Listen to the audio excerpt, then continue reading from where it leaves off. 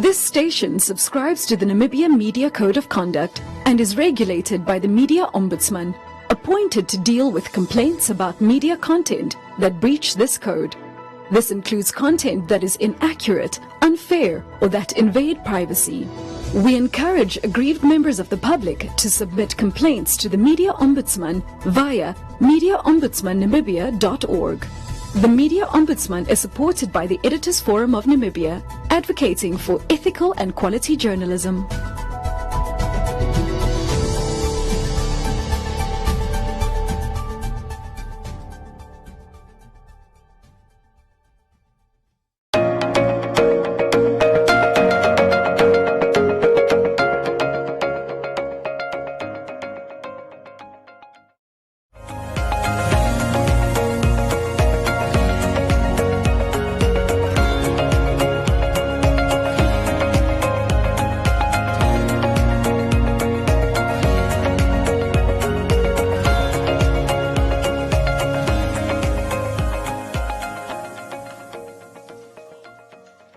Okay, grade 11s. Yesterday, we had a look at the molecular shape, all right, of the different molecules, linear, angular, pyramidal, and tetrahedral, and we had a look at the repulsion between electron pairs, lone pairs, and bonding pairs, bonding, lone pair, all right. And we explained the shape of the molecules. Now, we are still busy with bonding in general. I did mention water, that is a polar molecule. If you look in your textbooks on page 31, they discuss the different structures and the angle on the left-hand column in the block at the top. On the right-hand side, they discuss the water molecule. It has two lone pairs. So the structure of water is similar as it is shown in the table. The structure explains why water was attracted to the charged ruler.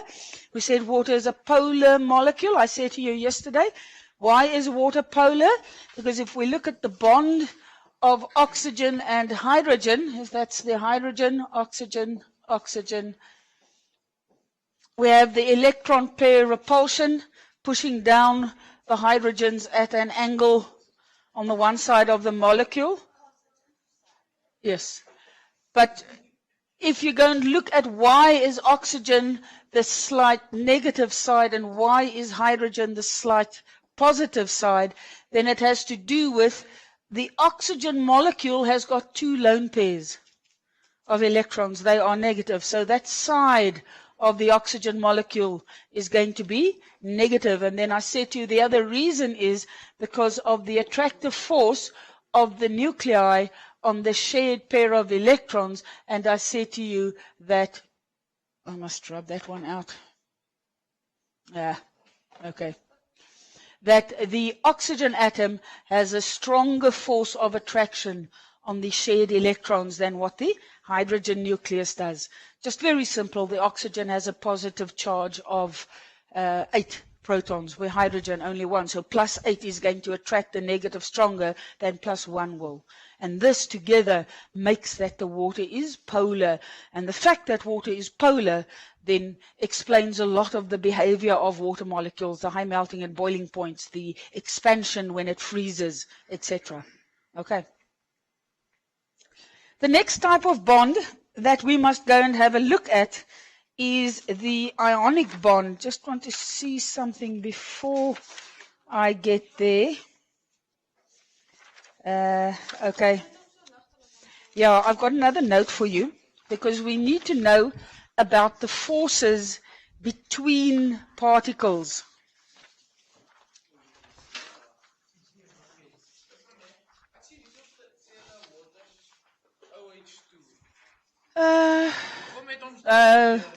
It's just they've written it just to make it look like the others.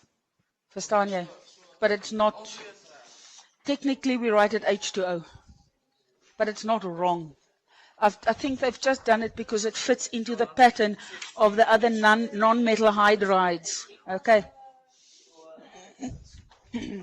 All right. I've handed out a note, and it's got to do with the forces between particles. Now, I haven't done ionic bonding in detail.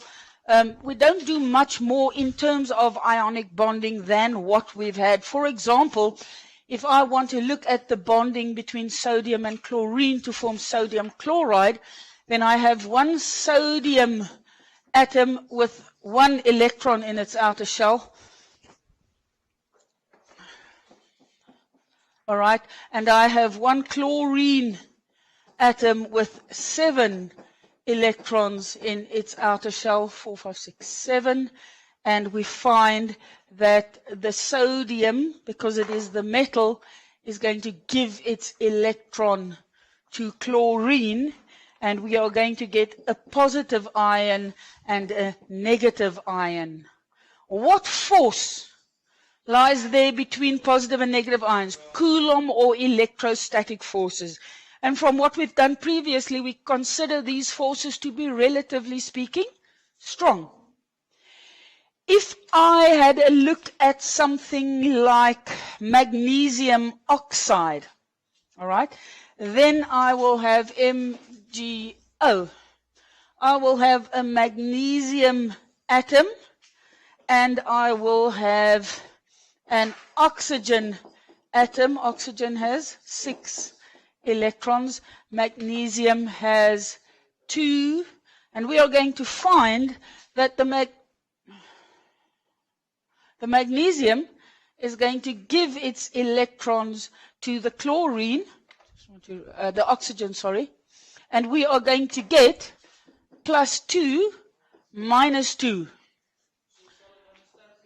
That's exactly what I want to show you now. What forces are between the magnesium and the oxygen ions? Electrostatic forces. But can you see that the charge is bigger? If you had to say which one has the higher boiling point? Magnesium oxide. It's got stronger forces holding the particles together. Do you understand? There's another factor that will influence the force between the particles. Sodium and chlorine they all lie in group 1, 2, 3. The third period, and oxygen lies in the second period. What will make the forces even stronger, because oxygen lies in the second period, it's got one shell less. So the particles can get closer together. So the forces act over a shorter distance. It's like having 2 magnets. If they're far away, the force is weak. But if I get them close, the force is strong. And that also contributes to this one having a higher melting and boiling point. No, both will be higher, because the forces that have to be overcome is greater. Okay. Do you understand this? Okay. Now, in the notes that I've handed out, there we're going to have a look at the forces between particles. Now, when I talk about particles, they can be atoms, they can be ions, and they can be molecules. Why are metals strong? Positive atomic rests in a sea of delocalized electrons. What type of forces hold them together? Electrostatic, Coulomb forces. Do you understand? All right. No, ions. There are ions in metallic bonds, yes. Because the positive atomic rests have lost their outer shell electrons. They are delocalized. So we have resulting ions. Technically, metals are crystalline. And the particles are ions and electrons. Positive ions and electrons. All right. Okay. Now, in the note that I've given you, the first one is forces between ions. That is usually the easiest to understand. Because we have charged particles, the forces that hold these particles together are strong Coulomb forces. If the charge is bigger, like we've just seen in the example, the forces are stronger. Right. The problem comes in when we have, well, atoms and molecules especially. If I have water, oxygen and hydrogen, and I have another water molecule, and I have the hydrogens on it, and I have another water molecule with the corresponding hydrogens on them. What forces are there between these particles? When we did the characteristics of molecular substances, soft solids, low melting and boiling points, weak forces.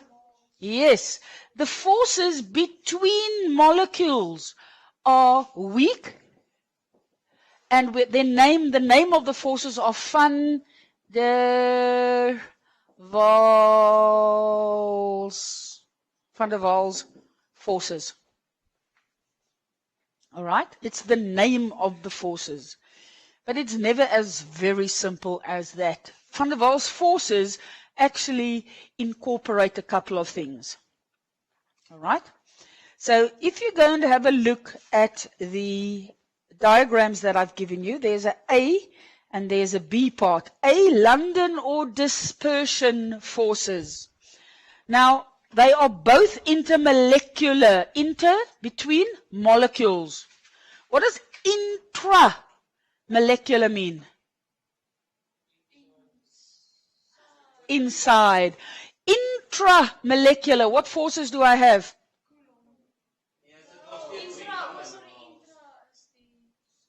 Covalent bonds. You understand? The forces holding the hydrogens and the oxygens are covalent bonds. All right? Intramolecular. But inter is between. The Inter-Cape bus goes between Cape Town and Windhoek. All right? So it's between. Intermolecular forces are these weak van der Waals forces. Now, the two that you must know of, they talk about London or dispersion forces. And the other one is so-called hydrogen bonds, but it's not a chemical bond. Yeah, just hang on. The hydrogen bond is not a chemical bond. It's an intermolecular force. All right? Now, if I have a molecule, let's say I have chlorine, it's a gas. Diatomic, so two chlorine atoms are covalently bonded. And they're giving me a chlorine molecule. Are you with me? Okay. I have lots of chlorine molecules. What forces do we get between them?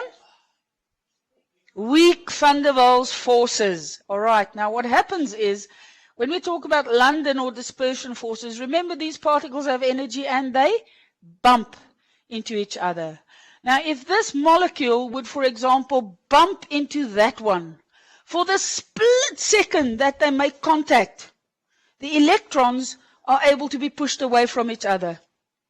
And they will push the electrons of the one to the other side, and we say just for a moment, it makes the molecule slightly polar. All right. So the force at that point of contact is an induced dipole.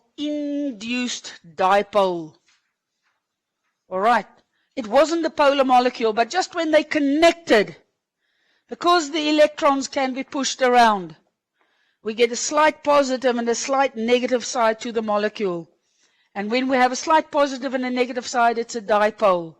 So this is an induced dipole.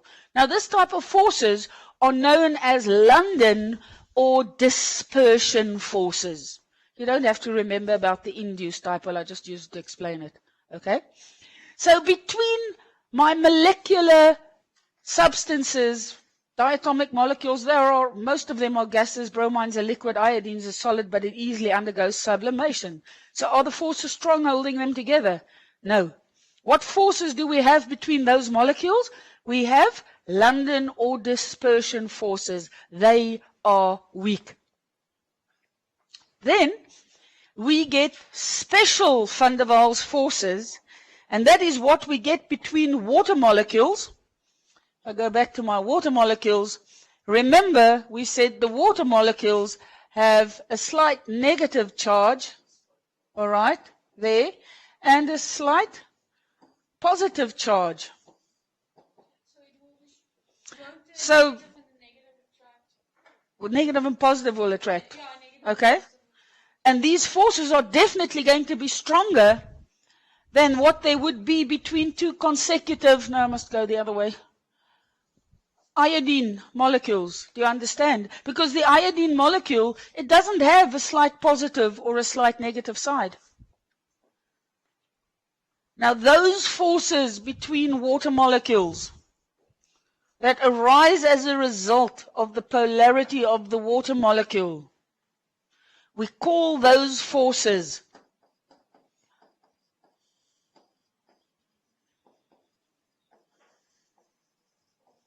hydrogen bonds. But technically they are not chemical bonds.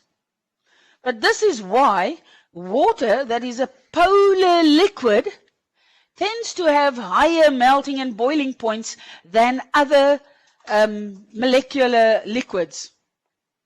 All right. Actually, most of the other molecular substances are gases. Carbon dioxide, sulfur dioxide, hydrogen sulfide. If you can think of a molecular gas or a molecular substance, it is in the form of a gas. Why? Because the forces between the particles are very weak. There are a couple of exceptions. One of them is water. Now, when do we get hydrogen bonds? Usually, when hydrogen bonds onto oxygen, nitrogen, or fluorine. There is another added factor. The molecule mustn't be symmetrical. Because if it's symmetrical, then the charge distribution is equal. All right, and we don't have the resulting polarity. So, yes, ammonium, but ammonia will be slightly polar. All right.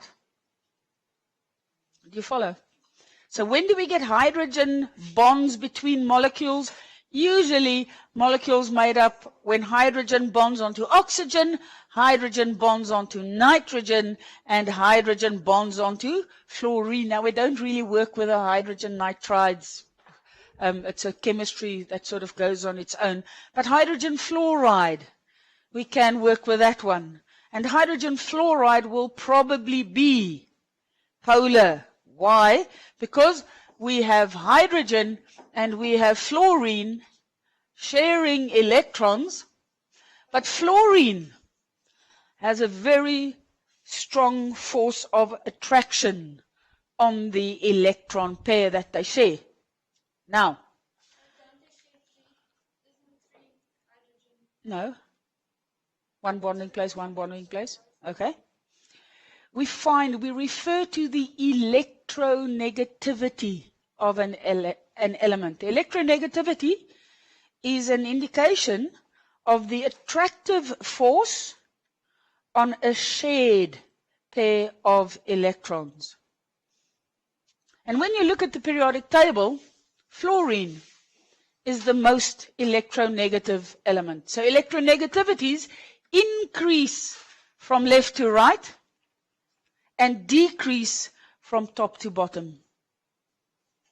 So, when hydrogen bonds onto nitrogen, oxygen, fluorine, they are of the most electronegative elements. We find that are the electrons shared equally? Nope. They all attract the electrons away from hydrogen, making the molecule slightly more negative and slightly more positive. In water, it's very extreme because of the lone pairs and the angular shape of water. All right. So hydrogen bonds are stronger intermolecular forces. So if you look at the notes, I try to show it with diagrams. London or dispersion forces, they lie between molecules, and the forces are, relatively speaking, weak. We call them London or dispersion forces. You don't need, yes, they are collectively van der Waals forces. But if they want to go, if they ask you what's the difference between, why does water have a higher boiling point than hydrogen chloride? Then you have to go and explain about the forces. All right. Hydrogen bonds, special van der Waals forces. The hydrogen bond lies between molecules. Strictly speaking, it is not a chemical bond.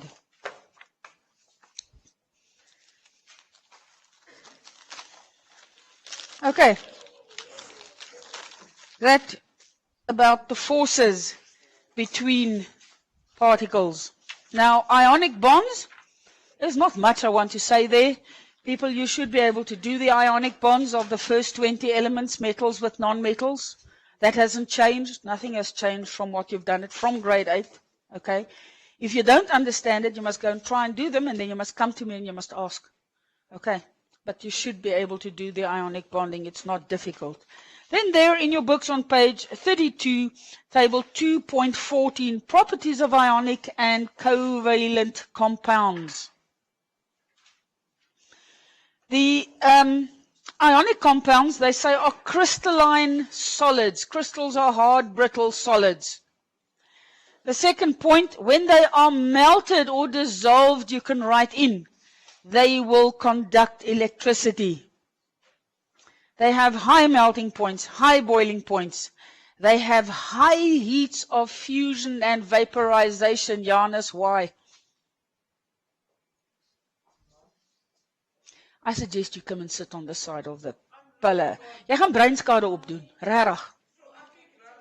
Nee, jy sit en kyk in haar oë. Jy doen. Want jy sit en praat. Gaan sit daar, want jy kan nie my vraag antwoord nie. Move. Ek gaan nou kyk. Skuif, broer. Waar is jou boeke? Ek kyk dat jy dit inskryf, maar hy het dit nie ingeskryf nie. Seriously? Oh, how depressing. Hy moet pas op, hy sal dalk nie vir sy vrou eendag kan sorg nie. Okay, people, we said the ionic solids, hard brittle solids, high melting and boiling points, all right, they have high heats of, latent heats of fusion and latent heats of vaporization. What's that? Fusion is melting.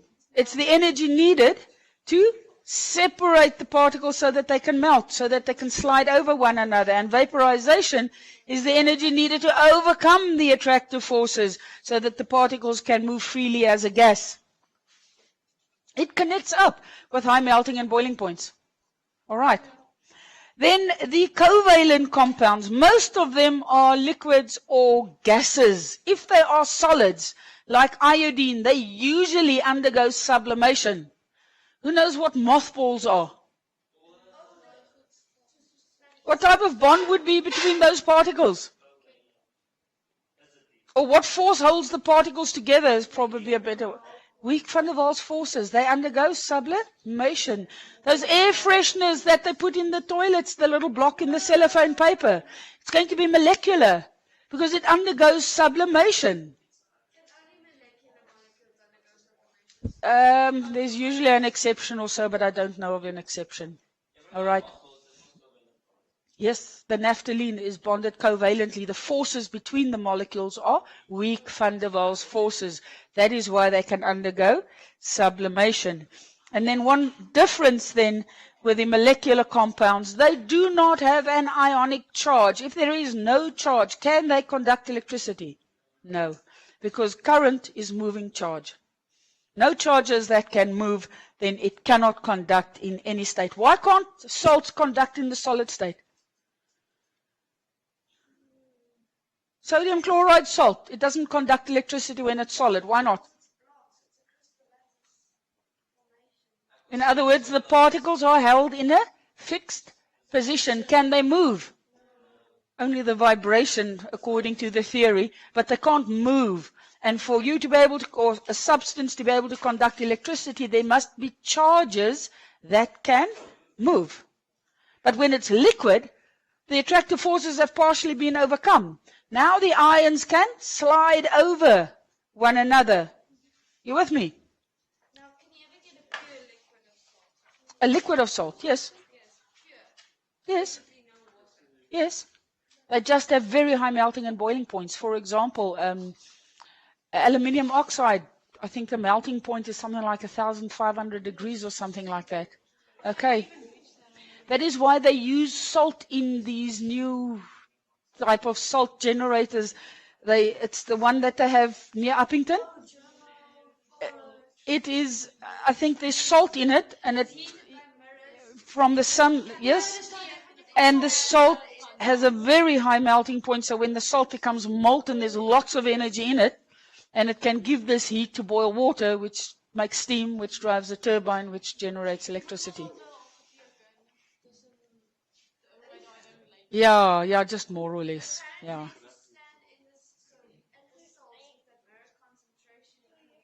Yes. Yes, you can burn, because it will be extremely hot. All right, you could go to them, if they had to work on them, they would go at night.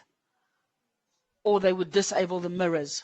But it's probably just easier to go at night. Okay, all right. Ionic crystals, they're on page 33. Just know, very strong, what forces hold them together, Coulomb forces.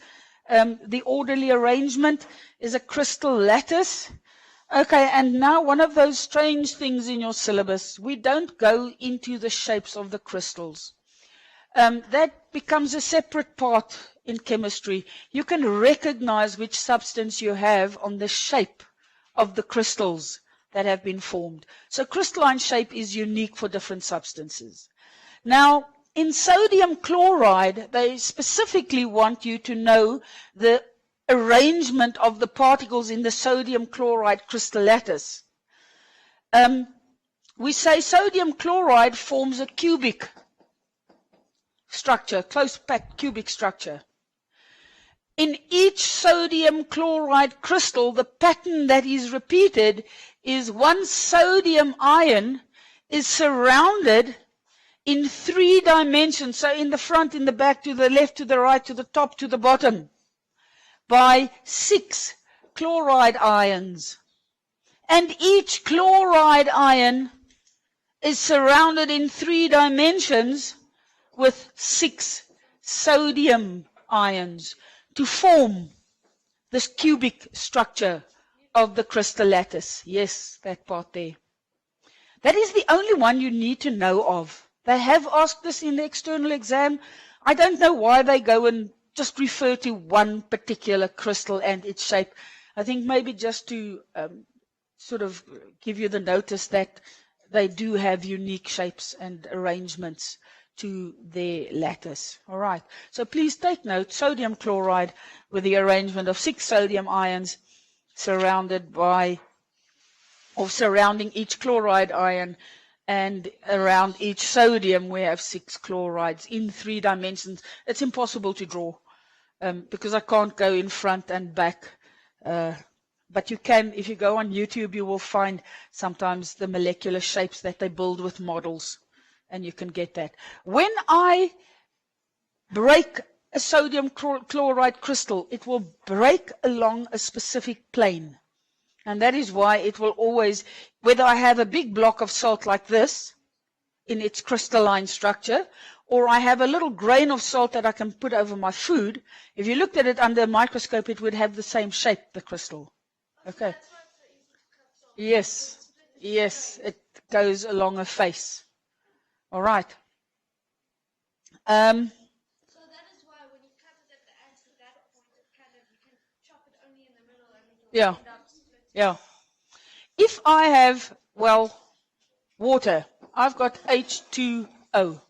I know specifically I have 3 atoms, 2 hydrogens and 1 oxygen. But if I have sodium chloride, how many do I have?